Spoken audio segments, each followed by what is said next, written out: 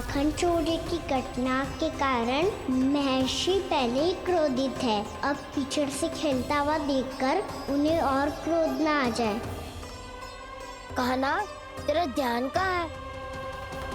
खेल आरंभ होने वाला है। अब चुनौती स्वीकार कर ली है तो खेलना तो पड़ेगा ही। तो फिर चलो।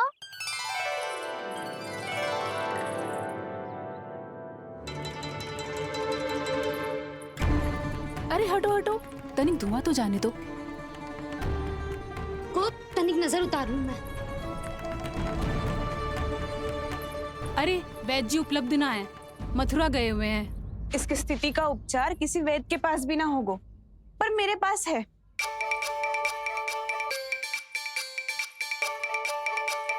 अरे अरे, बस करो ये सब। ये अधिकतर समय यशोदा के साथ ही होती है। हो सकता है उसे कुछ पता हो। जाओ, कोई शीघ्र जाकर यशोदा को बुला ला। मैं बुला लाती हूँ। हाँ हाँ।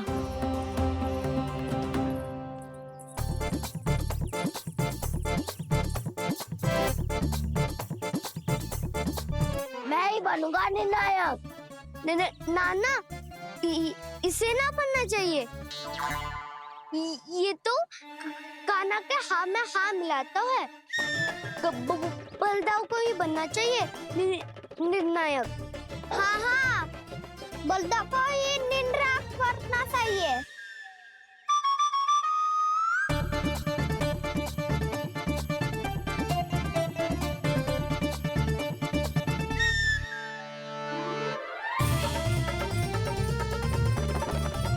आरंभ करो।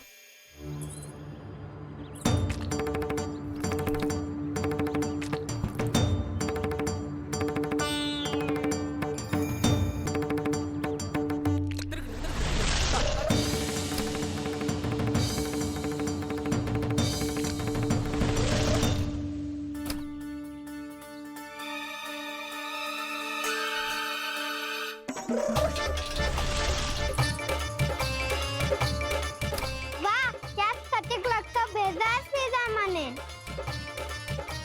एक बार मैंने भी ऐसे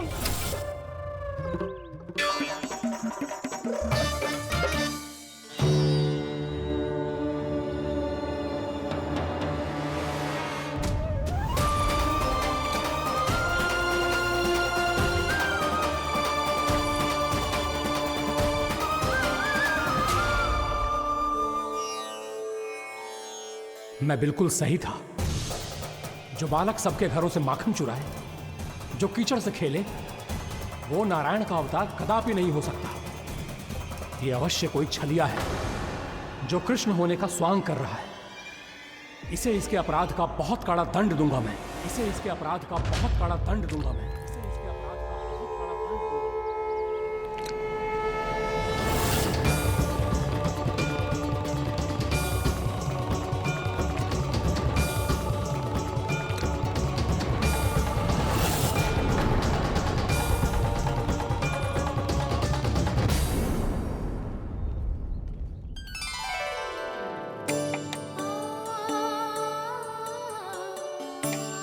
घी बनने की सुगंध से दौड़ा चला तो है, जे सोच के कि मैया कछु विशेष बना रही है।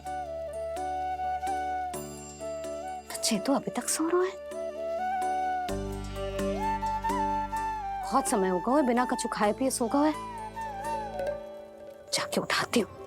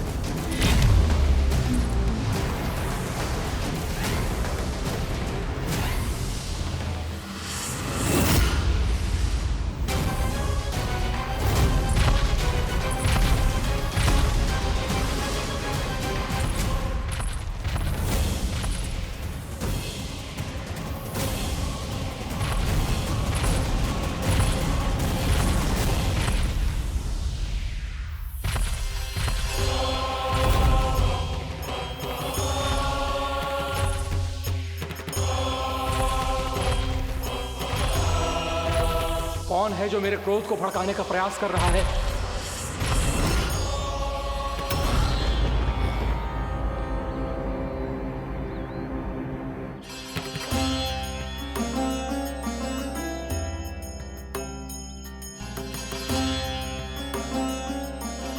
अभी क्या देखा मैंने? किसके पांव थे वो?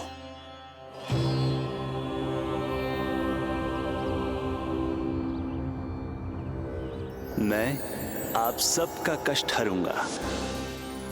मैं अवश्य अवतार लूंगा। मैं अवश्य अवतार लूंगा। श्री कृष्ण के रूप में। श्री कृष्ण के रूप में। श्री कृष्ण के रूप में।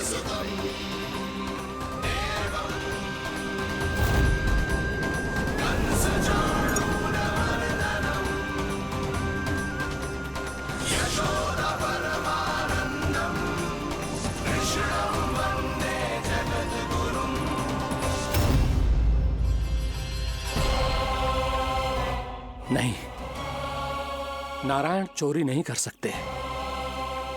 अवश्य ये कोई पाखंडी है। यदि मेरा आभास सही है तो अब न ये मेरे क्रोध से बच पाएगा और न ही मेरे श्राप से। न ये मेरे क्रोध से बच पाएगा और न ही मेरे श्राप से। जानकी, जानकी को मैं ऐसी स्थिति में छोड़ के नहीं जा सकता। क्या हो गो? कछु तो बोल। कछु करना चाहिए मुझे, पर करूं तो क्या? वापस गया तो जानकी और कस्तूरी पकड़ लेगी और मैया के पास ले जाएगी। समय पे घर पे ना पहुंचा तो पकड़ा जाऊंगा। हे नारायण, अब आप ही कोई सहायता करो। जी क्या हो गया जानकी को?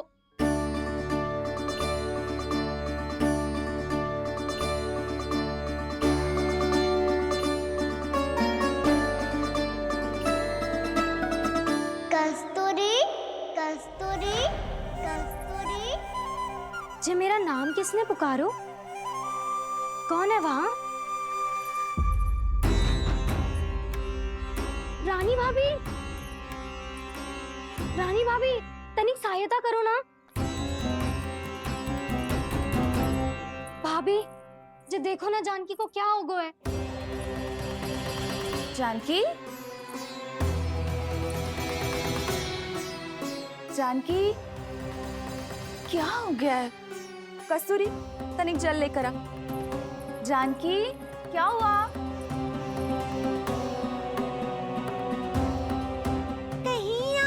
तो नहीं सोच रहे प्रभु कि बड़ी माँ थोड़ी देर में मैया को भी यहाँ बुला लेंगी? हाँ, और तब मैं निश्चिंत होके घर जा पाऊंगा।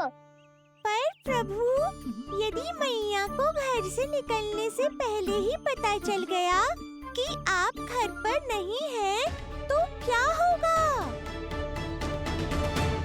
ना, कछु तो गड़बड़ है। कहीं चोट लगने का तो प्रभाव ना है कि जे इतना सो रहा है। यदि मैया को आपकी अनुपस्थिति का पता चल गया तो क्या करेंगी वो? यशोदा,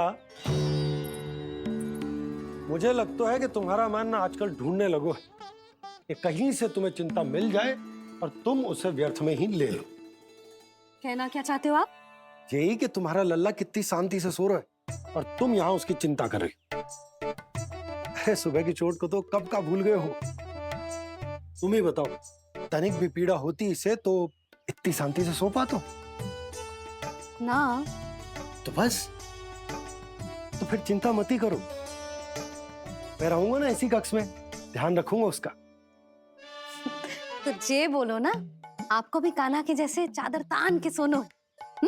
अरे ना, भरी दोपहर में कोई सोता है क्या भला? पक्की बात? हाँ, पक्की बात। मैं लल्ला को ध्यान रखूंगा, तुम चिंता मत करो। हाँ हाँ हाँ ठीक है। वैसे भी मुझे बहुत कार्य है। इतना सारा माखन इकट्ठा होगा है, पुराना होने से पहले इन सब का घी निकालना है। जानकी कह रही थी आएगी सहायता करने, तो कहीं ना है।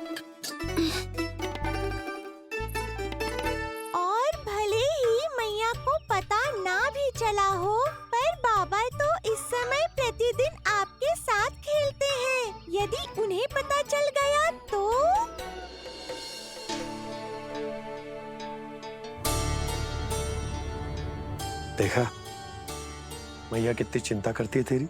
एक बार बाबा को पता चल गया तो फिर मैया को तो पता चलना ही है। उनसे अधिक देर तक छिपा नहीं पाएंगे बाबा।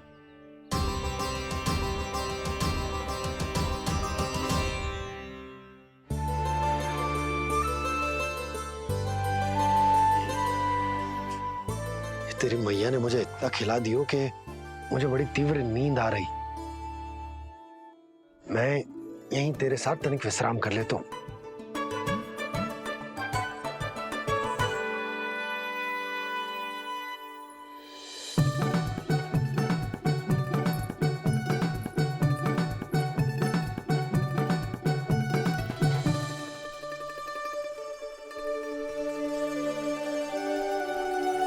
पता था मुझे यही होने वाला है। दोनों बाबा लल्ला आनंद से नींद लो, मुझे बहुत सारा कार्य करना है। चाहे बाबा को पहले पता चले या मैया को, आपके लिए तो दोनों ही स्थितियों में संकट है प्रभु। तीनों स्थितियों में बोली। तीसरी स्थिति कौन सी प्रभु? वो भी तो पधार रहे हैं। वो कौन? जगत विख्यात महर्षि, अत्यंत क्रोधित स्वभाव वाले। प्रभु महर्षि दुर्वासा। उनका गुस्सा बहुत खतरनाक है, इतना कि देवराज इंद्र तक नहीं बचे। मेरा ऋषि दुर्वासा का घोर अपमान किया है तुमने देवराज इंद्र। जिस प्रकार से तुमने मेरी वरदान में दी हुई माला को ठुकराया है, उसी प्रकार से तुम्हारा पद तुम्हें ठुकराएगा और तुम्हारे साथ साथ अन्य सभी देवता भी अपने अपने पदों से नीचे गिरकर श्री विहीन हो जाएंगे। ये मेरा शाप है तुम्हें, ये मेरा शाप है तुम्हें, ये मेरा शाप है तुम्हें।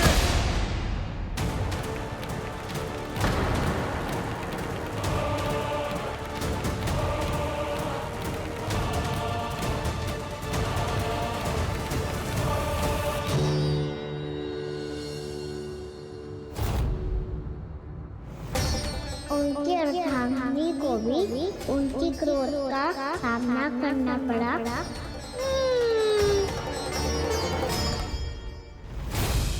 तुमने मेरी आज्ञा का अनादर करके मेरे सम्मान को भस्म कर दिया है कदली। इसलिए मैं तुम्हें श्राप देता हूं कि तुम इसी क्षण भस्म के ढेर में बदल जाओगी।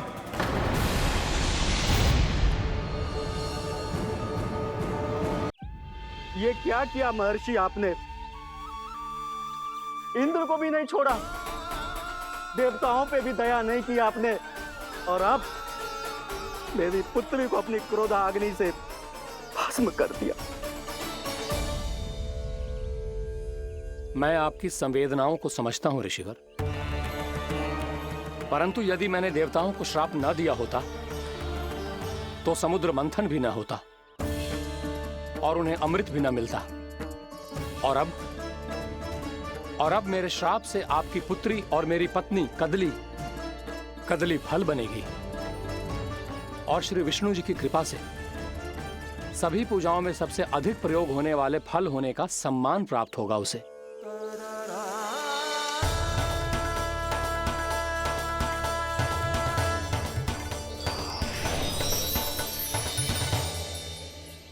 पर इससे आपके क्रोधी प्रवृत्ति को उचित नहीं ठहराया जा सकता।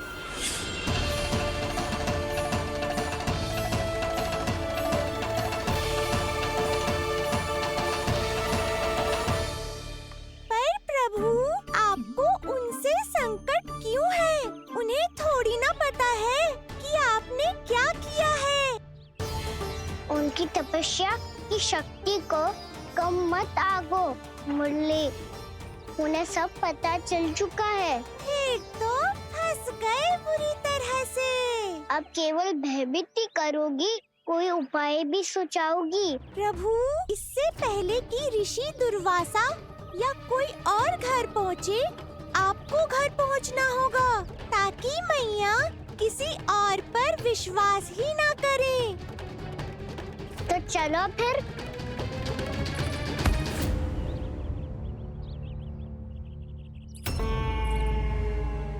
कान्हा, लगी तो नहीं तुझे? भाग तो ऐसे रहा था जैसे पीछे कोई चक्रवात आ रहा हो। चक्रवाती आरोह है ताऊ, रोड का चक्रवात।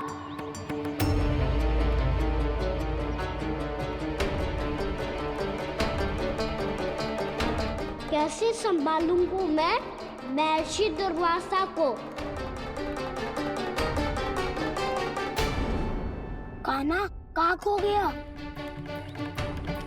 और ये माखन क्यों लगा है तेरे मुंह पे?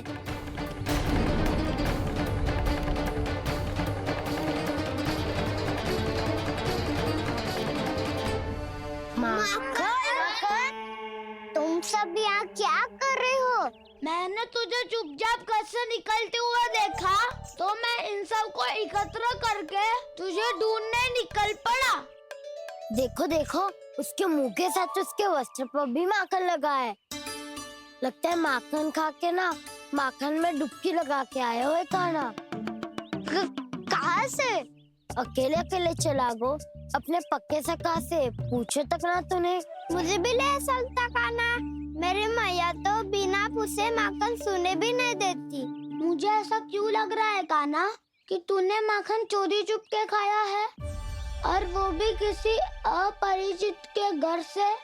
कान्हा, किसी अपरिचित घर से ना खायो। मैं तो जानकी के घर गया था चुपके माखन खाने। हैं? प्रभु, अपना भेद स्वयं ही बता दिया सबको।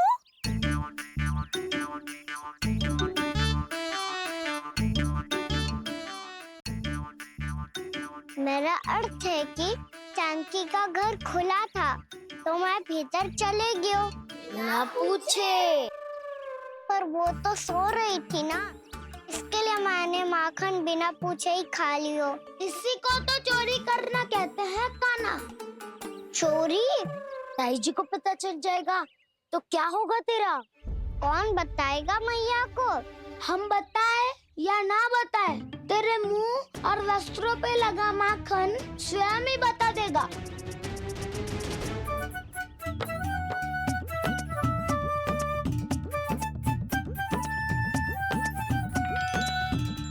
माखन तो आपके वस्त्रों पे भी लगा है दाऊ।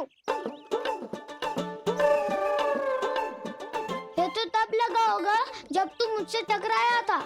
हाँ, मैया तो यही सोचेगी ना कि आप मेरे साथ ही थे। अब बताओ, कौन बताएगा मैया को? वसंता भी ने तो सुना है, ये बताएगा। सोच ले वसंता, मैया को मेरी बुराई सुन के क्रोध आया तो नाना, मैं ना बताऊंगा। जब तक मुझसे सीधे सीधे प्रश्न ना किए जाए, तब तक मैं कुछ ना बताऊंगा। यदि यहाँ सत्यवादी मधुमंगल होता तो वो पक्का बता देता। तब तो अच्छा है वो यहाँ नहीं है। मैं बताऊंगा ताई जी को, क्योंकि मुझे ताई जी ने सब सूचना देने को कहा था। कब? सुबह जब मैं ताई जी को पूजा के फूल देने को गया था। सुन, तेरी आंख के सामने कछु उल्टा सीधा हो या कोई अत्यधिक शरारत करे तो सीधे आके मुझे सूचना दियो, समझ गो? ना बताएगो ना तो मैं कान्हा को बाहर भेजने की आज्ञा वापस ले लूंगी। नाना, आप आगे वापस मत देना, मैं सब बताऊंगा। इसलिए आपको तो ताई जी को बताना पड़ेगा। अर्थात मैया ने आपको बाहर भेजने से पहले ही गुप्तचर की व्यवस्था कर ली थी। मैंने वो वचन दिया है। मेरी आंखों के सामने कुछ भी उल्टा सीधा हुआ तो मुझे सूचना देनी पड़ेगी।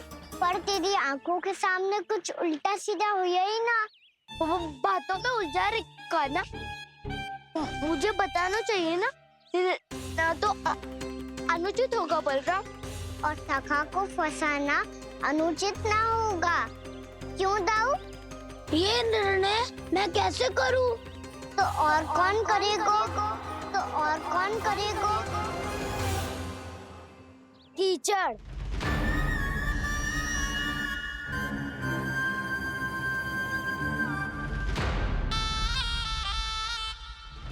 कीचड़ इन्हें कैसे करोगे? कान्हा और सीता माँ के बीच में कीचड़ फेंको प्रतियोगिता करते हैं। जो जीता सब उसी का ही साथ देंगे। बोलो स्वीकार है? स्वीकार है। तो मुझे भी स्वीकार है, पर नियम क्या होंगे? जो पहले थक जाएगा उसको हारा हुआ माना जाएगा, या फिर जो 2 बार अपने विरोधी पर कीचड़ फेंक देगा वो जीत जाएगा।